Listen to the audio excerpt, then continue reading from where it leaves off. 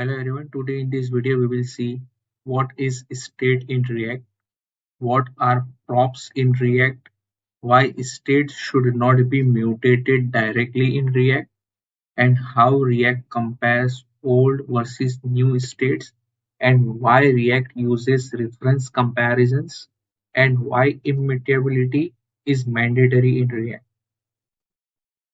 We will start with what is state in React.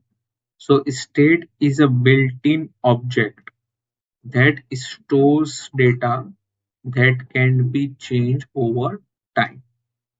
State is managed inside component. When state changes, component re-renders used to maintain dynamic data. State is mutable via its setter function. It controls components' behavior. So first of all, state is a built-in object that stores data. So कोई भी component होता है उसके अंदर हम state define करते हैं. तो it is used, state is managed inside the component. So component के inside हम state को define करते हैं like const value and उसका setter function set value and use state के through हम उसको use state के through हम उसको define करते हैं. So state is managed inside a component and it stores the data. When state changes, whenever state changes by its setter function, components get re-renders and it is used to maintain a dynamic data, like its value can be changed over time. So state is mutable. Basically it means state को हम modify कर सकते हैं. इसकी value जो initial हमने इधर empty string दी थी, over the time when the input changes we can modify its value. So now it controls the component behavior. Basically state के change पे क्या चीज को re-render करवाना है और कौन सी fields को दिखाना है और hide करना है और क्या behavior होना चाहिए component का, it is handled by the state. Like state की जो भी value होगी उसके हिसाब से अपना component render हो. Now we will see what are props in React. Props, short for properties, are used to pass data from one component to another. So basically props का use हम data को एक component से दूसरे component के अंदर pass करना है उसके लिए use करते हैं. तो ये extra properties होती है component को configure करने के लिए. Props are read only and passed from parent to child. मतलब parent component हो गया और उसके through हम child component के अंदर उसके डेटा को पास करते हैं. लाइक पेरेंट कंपोनेंट की स्टेट वैल्यूज को हमने चाइल्ड कंपोनेंट के अंदर पास किया है तो उसको हम प्रॉप्स के थ्रू पास करते हैं. प्रॉप्स के through now used to make a component reusable and configurable. Like component child component की क्या क्या कॉन्फ़िगरेशन होनी चाहिए वो हम पेरेंट कंपोनेंट के अंदर से कुछ प्रॉपर्टीज को चाइल्ड कंपोनेंट के अंदर पास कर सकते हैं. तो उसके हिसाब से चाइल्ड कंपोनेंट अपने आप को रेंडर करवाएगा. लाइक कुछ एलिमेंट को हाइड करना है कंडीशनली और कुछ भी दिखाना है और based on the condition which we pass through props. Props are immutable. Child component cannot change the props. Like हमने जो props parent के थ्रू child component को पास किया है वो हम डायरेक्टली चाइल्ड कंपोनेंट के अंदर, जैसे अगर हमने इधर एग्जांपल है लाइक ग्रीटिंग कंपोनेंट है हमारे पास जिसके अंदर प्रॉप्स आ रही है, जिसके अंदर एक नेम प्रॉपर्टी है जिसको हम हेलो और जो भी नेम आएगा उसको रेंडर करवा रहे हैं. तो हम ऐप कंपोनेंट के अंदर उसी कंपोनेंट का यूज कर रहे हैं. लाइक तो ये प्रॉप्स के अंदर हमने नेम पास किया है जो कि इसकी वैल्यू है जॉन करके, तो नेम इक्वल टू जॉन, तो इधर आएगा प्रॉप्स डॉट नेम के थ्रू हम एक्सेस कर रहे हैं. तो आप ग्रीटिंग कंपोनेंट के अंदर डायरेक्टली ऐसे नहीं कर सकते ये, क्योंकि प्रॉप्स इम्यूटेबल होते हैं.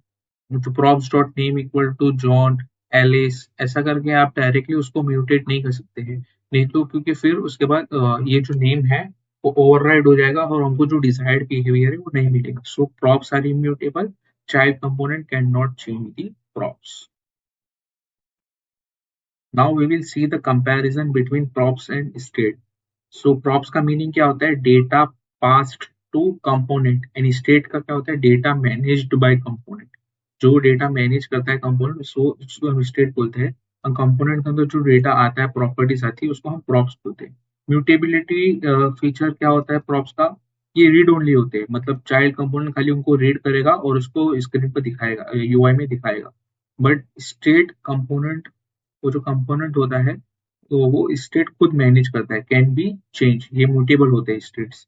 प्रॉप्स इम्यूटेबल होते हैं और स्टेट्स म्यूटेबल। ओनरशिप क्या होती है, पेरेंट कंपोनेंट ही उसको मॉडिफाई कर सकता है, ओनरशिप उसके पास होती है प्रॉप्स को मॉडिफाई करने की, जो पेरेंट कंपोनेंट पास कर रहे हैं प्रॉप्स, वही उनको मॉडिफाई कर सकता है। सेम कंपोनेंट लाइक स्टेट जिस कंपोनेंट के अंदर डिफाइंड है वही कंपोनेंट उसका स्टेट अपडेट कर सकता है। Update by parent component, props खाली पेरेंट कंपोनेंट, जिस पेरेंट कंपोनेंट चाइल्ड कंपोनेंट अंदर प्रॉप्स पास करता है, तो पेरेंट कंपोनेंट ही उन प्रॉप्स को मॉडिफाई कर सकता है। But component itself can modify the state, like state जैसे कोई कंपोनेंट उसके अंदर स्टेट डिफाइंड है, तो वो कंपोनेंट उस स्टेट को अपडेट कर सकता है। triggers re-render basically whenever change by parent props अगर change हुई है, अगर ये हमारा पेरेंट कंपोनेंट है जो कि कुछ प्रॉप्स पास कर रहा था चाइल्ड कंपोनेंट के अंदर, तो इनिशियल उसने नेम जॉन पास किया, तो चाइल्ड ने रेंडर कर दिया उसको जॉन के साथ, हेलो जॉन करके। बट जैसे ही प्रॉप चेंज हुआ उसने एलिस पास किया नेम, तो चाइल्ड री रेंडर करता है। तो when change by parents, props अगर पेरेंट्स के थ्रू चेंज हुए तभी चाइल्ड कंपोनेंट री रेंडर करता है। But when update when updated by setter, but state के केस के अंदर जब कंपोनेंट के अंदर कोई स्टेट डिफाइन है, तो उसके अंदर अगर वो स्टेट अपडेट हो रहा है, तब स्टेट के अपडेट की वजह से वो कंपोनेंट री रेंडर करेगा खुद और उसके चाइल्ड कंपोनेंट। यूज केसेस क्या है, स्टेट प्रॉप्स का यूज हम क्यों करते हैं, कोई भी चाइल्ड कंपोनेंट को कॉन्फ़िगर करने के लिए। बट स्टेट का यूज हम जब करते हैं जब हमारी वैल्यूज को डायनामिक बिहेवियर देना हो। लाइक काउंट का एग्जांपल हम कंसिडर कर सकते हैं, काउंट का इनिशियल वैल्यू क्या होता है, 0, फिर उसको हम इंक्रीमेंट करेंगे, तो डायनामिकली हम उसको इंक्रीमेंट कर रहे हैं on click on plus plus plus, तो डायनामिक वैल्यूज यूआई पे दिखाने के लिए हम स्टेट के थ्रू उसको maintain. So this was the difference between props and states. Now we will see how React compares old versus new states, and why states should not be mutated directly, and why immutability is mandatory, and why React uses reference comparisons. So for primitive values like numbers, strings, and booleans, it directly compares old versus new value. Like if we have an initial value as 1 and we updated value to 2, then it directly compares 1 is not equal to 2. So it directly compares 1 not equal to 2 and detect the difference. So वही case booleans के भी होता है, true is not equal to false, like initial value true था बाद में वो false हो गया, तो true is not equal to false, तो उसने डिफरेंस डिटेक्ट किया और रीरेंडर करेगा। वैसे ही स्ट्रिंग वैल्यूज के अंदर पहले जॉन करके वैल्यू था, is not equal to updated value L S करके है, तो वो नॉट इक्वल, तो डिफरेंस डिटेक्ट करके रीरेंडर करेगा। But in the case of objects and array, it compares the reference values. ये ऐसा क्यों है, सेम रेफरेंस के टाइम पे no rerender, and new reference अगर असाइन हुआ है तो ये री रेंडर्स। बेसिकली अगर रेफरेंस मतलब क्या होता है, कॉन्स्ट ऑब्जेक्ट ये होल्ड कर रहा है, इस ऑब्जेक्ट का रेफरेंस मेमोरी के अंदर ये ऑब्जेक्ट का कोई भी एक रेफरेंस होगा उसको होल्ड करता है ये ऑब्जेक्ट कांस्टेंट वैल्यू, तो इसके पास एक रेफरेंस है ऑब्जेक्ट का। नाउ अगर मैंने ऑब्जेक्ट की इंटरनल प्रॉपर्टी काउंट को डायरेक्टली मॉडिफाई किया, like object dot count equal to 2, and मैंने सेट स्टेट के अंदर ऑब्जेक्ट को वापस पास कर दिया, तो ये रेफरेंस जो पुराना था वही होल्ड कर रहा है अभी भी ऑब्जेक्ट, तो रिएक्ट इस रेफरेंस को डिटेक्ट नहीं कर पाएगा।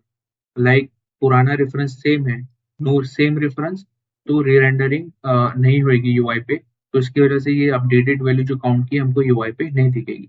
तो अगर हमको न्यू रेफरेंस असाइन करना हो तो बेसिकली न्यू ऑब्जेक्ट असाइन करना पड़ेगा पूरा, और उसके पुरानी सारी वैल्यूज को हम कॉपी कर लेंगे न्यू ऑब्जेक्ट के अंदर, और जो भी स्टेट को अपडेट करना है, लाइक काउंट की वैल्यू को मुझे अपडेट करना था 2 करना था, तो मैंने इधर उसको 2 कर दिया अपडेट करके।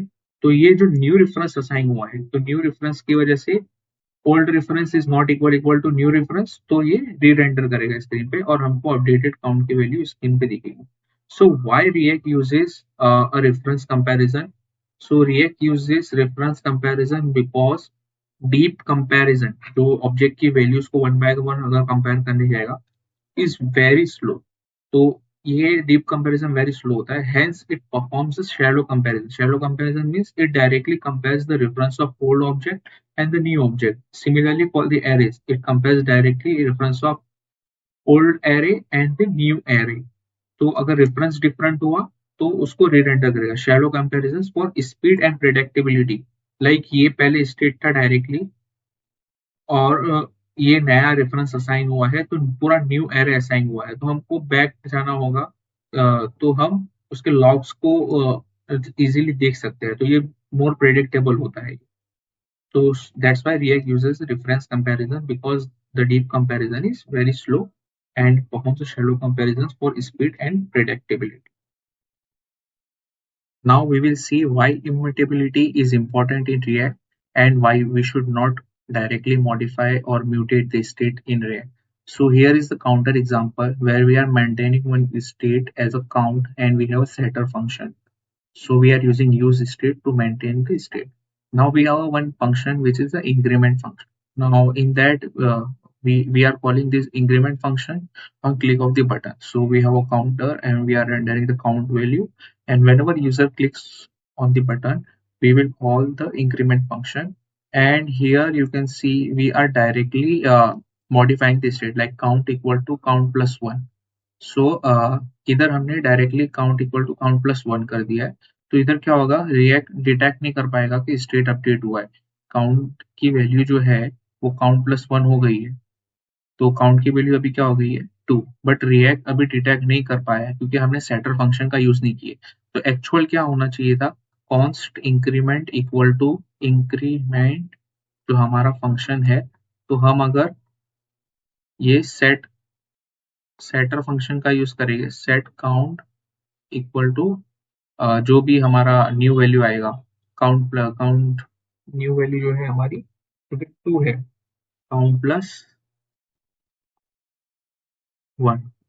तो ये एक्चुअल फंक्शन, हमको हमेशा सेटर फंक्शन का यूज करना चाहिए, तो उसके थ्रू हम काउंट की वैल्यू को क्या करेंगे 2 कर देंगे. तो अभी जब सेटर फंक्शन का यूज किया है तो रिएक्ट डिटेक्ट कर पाएगा कि 2 है जो 1 इज नॉट इक्वल टू 2, तो उसकी वजह से रिएक्ट इस फंक्शन इस कंपोनेंट को री-रेंडर करेगा, इधर हमको स्क्रीन पे 2 करके दिखेगा.